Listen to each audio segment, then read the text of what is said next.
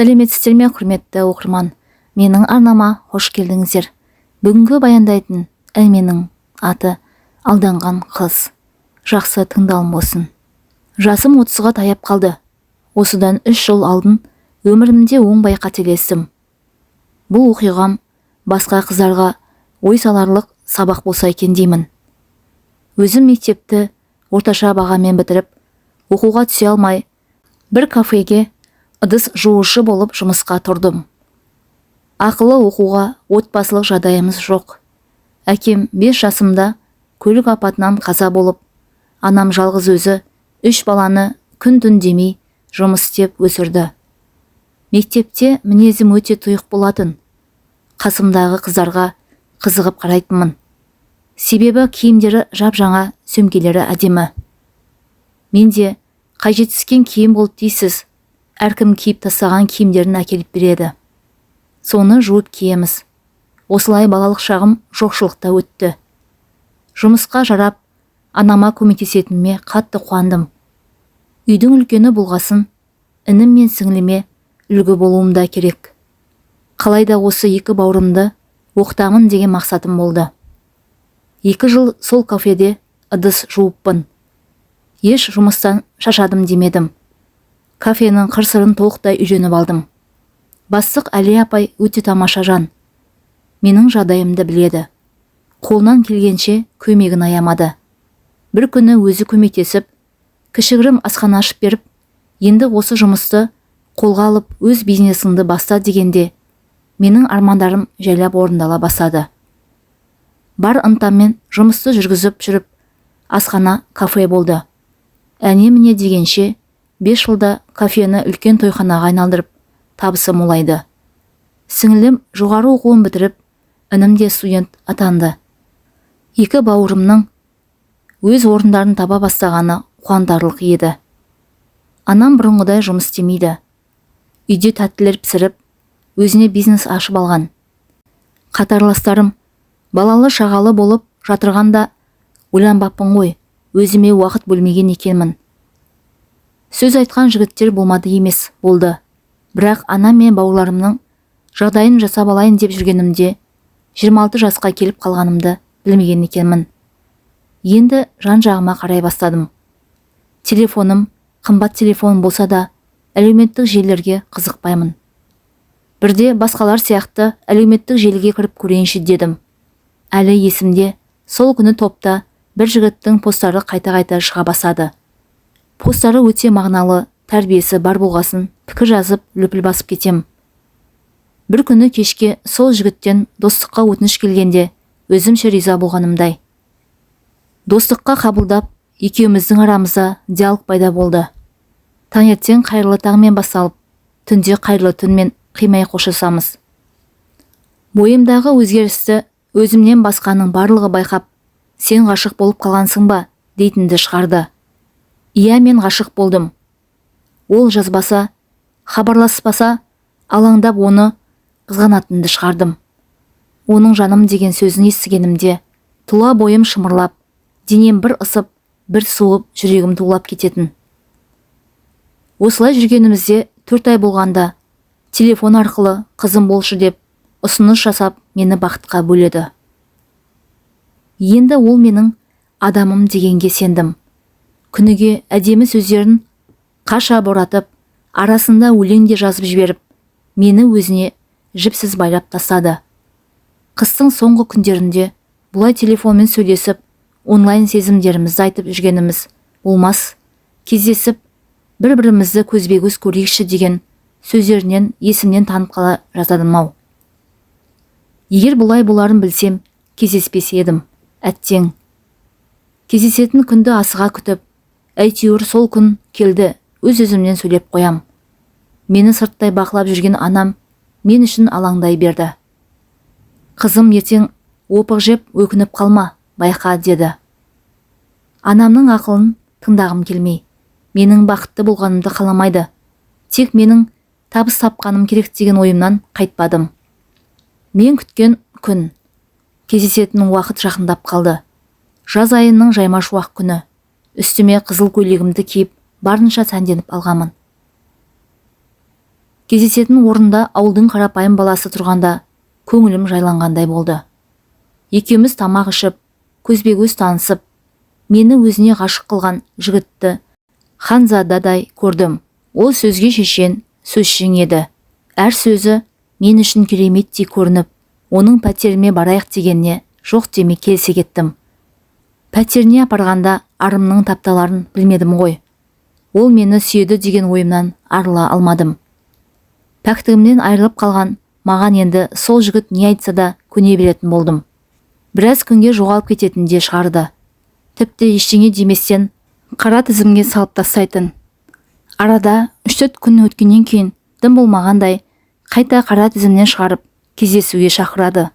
Махаббаттан көр соқыр болыппын. Ол жазса қуанып, оның қорлығын ұмытып кетем. Кездесуге шақырса, еш қарсылықсыз келсем де өзім қиналып қалам.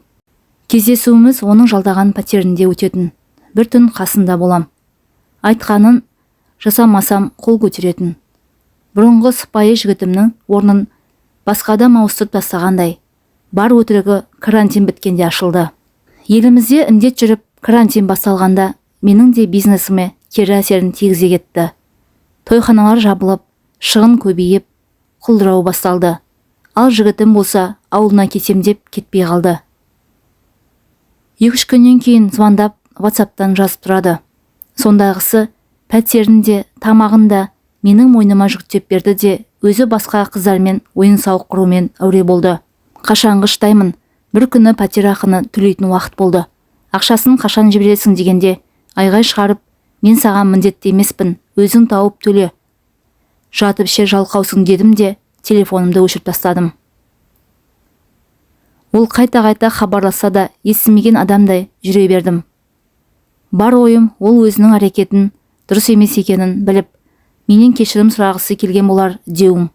Кешке WhatsApp-ыма хабарлама келді. Ол міз бақпастан, мен сенен бір тиын алмадым. Міне, енді еселеп алам. Егер бермесең, сенің суреттеріңді барлық әлеуметтік желілерге таратып жіберемін деген мәтінде екен. Оған сеніп кездесуге барып, пәтерінде болғанымда мені суретке түсіре беріпті. Сыртымнан осындай иттік жасаған. Болды, енді менен аулақ жүр дегеніме көне қоймады. Бір айда 2 миллион әкеліп бересің деген шарт қойды. Бұндай ақша дәл сол кезде менде қайдан болсын. Суреттерім таралып кетсе, анам мен бауырларым ұяттан жерге кіріп кетердей болады ғой. Ары ойланып, бері ойланып, ақыры банктерді жалай бастадым. Кепілге тойхананы қойып, сұраған ақшасын алдым да пәтеріне апарып бердім. Осымен суреттерді өшіріп, құтылдым-ау дегенім қателік болды. Ол енді қайта хабарласып, ақша сұрауын тоқтата қоймады. Суреттерді өшірген, бірақ видеолар бар екен. Жоспары қандай десеңізші? Видеолар үшін миллион сұрады. Банкте қарызым бар. Миллионды бере қоймайды. Енді қайттым.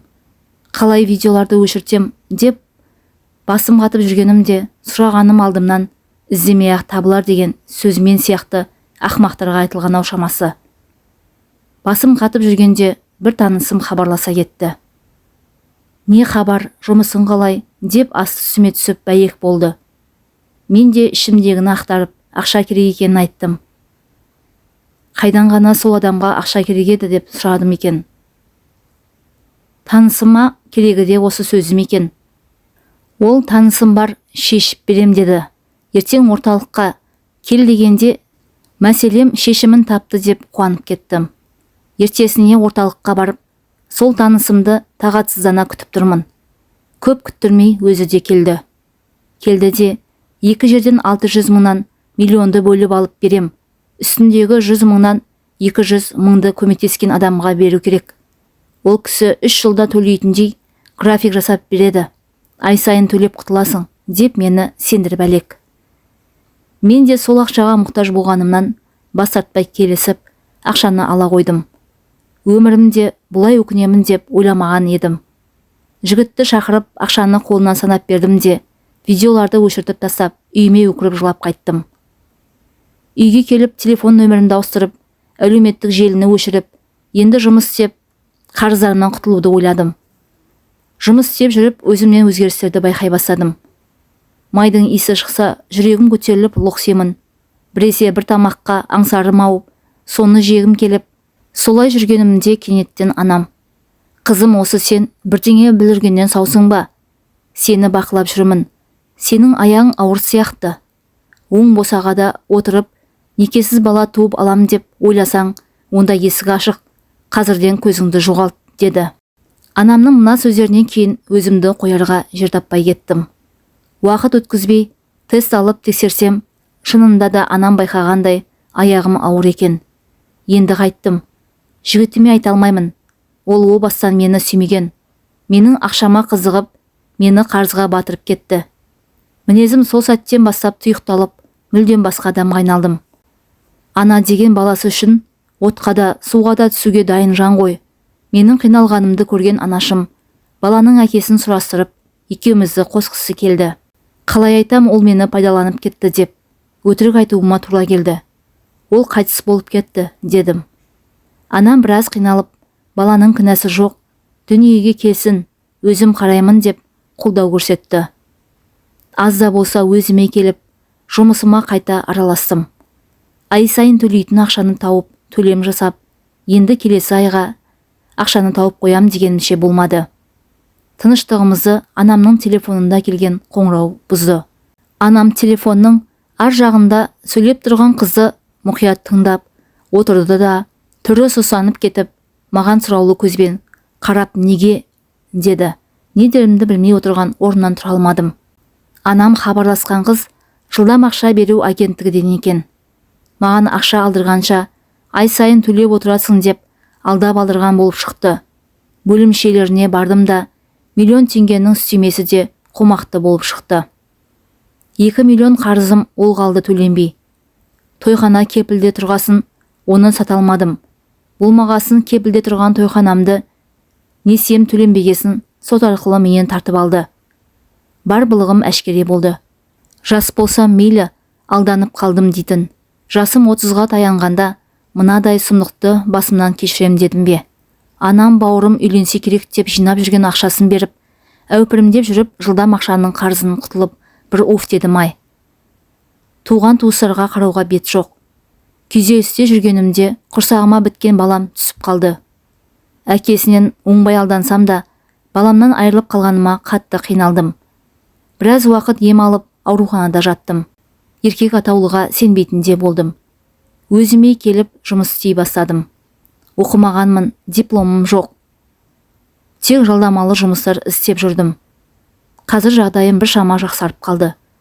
Мен анау күнәлі, мынау күнәлі демеймін. Барлығына кінәлі жалғыз өзім. Ашықтықтан көзім жаманды жақсы деп көріппін. Сезімге беріліп, өзімнің ар намысымды, анамның абыройын ойламай, өмірім өкінішпен өтуде. Әңгіменің соңы. Зейін қойып тыңдағандарыңыз үшін рахмет. Менің арнама тіркеліп, оң пікір жаза кетіңіздер. Және де достарыңызбен бөлісе отырыңыздар.